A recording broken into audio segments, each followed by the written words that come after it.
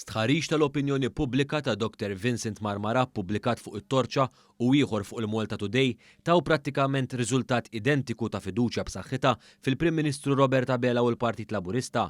Filwaqt li l-istħarriġ tat-Torċa ta' fiduċja ta' 52.5% fil-Prim Ministru, 25.5% iżjed mill-kap tal-Oppożizzjoni Bernard Grech, dak tal-Malta Today wera fiduċja b'saħħitha oħra ta' kważi 49% fil-mexxej Laburista, 21% iżjed mill-kap Nazzjonalista.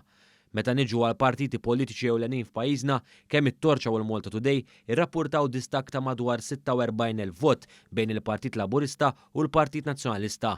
Tal-ewwel fdat minn kważi 57% tal-elettorat u l-Partit Nazzjonalista jikseb ftit inqas minn 42% skont it-Torċa, filwaqt li skont il-Malta Today li kieku kellha ssir elezzjoni għada, il-Partit Laburista jgħaddi lill-Partit Nazzjonalista bi 13.5 punti perċentwali.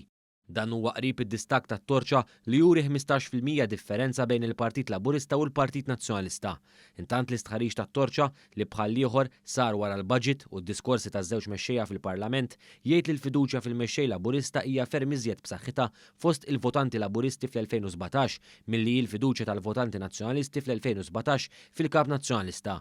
Fil-fatt fl-istħarriġ li sar fost 750 persuna, 87.2% ta' dawk li vvotaw lill-Partit Laburista fl-aħħar elezzjoni ġenerali qalu li jafdaw lil Dr. Abela, filwaqt li huma inqas minn 3/4 ta' dawk li vvotaw lill-Partit Nazzjonalista fl-aħħar elezzjoni ġenerali li jafdaw f'Grech. L-istħarriġ ta' Marmara jnotaw wkoll żieda ta' fiduċja lill Partit Laburista ta' 1.7% u tnaqqis ta' 2% għal Partit Nazzjonalista fuq ir-riżultat tal-aħħar elezzjoni ġenerali. Intant skont l-istħarriġ tal-Malta Today, aktar minn 90% tal-votanti Laburisti fl-aħħar elezzjoni jafdaw f'Robert Abela, filwaqt li huma inqas minn 68% li vvotaw lill-Partit Nazzjonalista fl-aħħar elezzjoni ġenerali li jafdaw lill-kap attwali tal-Partit Nazzjonalista.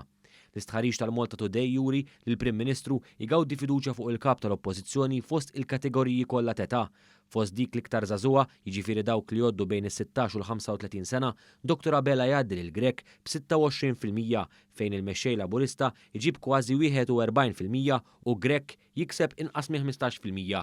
Dr. Abela l-aktar li jikseb fiduċja fost dawk li jgħoddu bejn 51 u 65 sena u l-kategorija ta' pensjonanti, jiġifieri il fuq minn 65 sena. Il-Partit Laburista wkoll jikseb iżjed fiduċja mill-Partit Nazzjonalista f'kull kategorija ta' età u l-istħarriġ jinnota li filwaqt li l-Partit Laburista prattikament żamm il-votanti tiegħu li vvotawlu fl-aħħar elezzjoni ġenerali, il-Partit Nazzjonalista tilef kważi 3% tal-votanti tiegħu li vvotawlu meta kien hemm Simon Busuttil l-kap.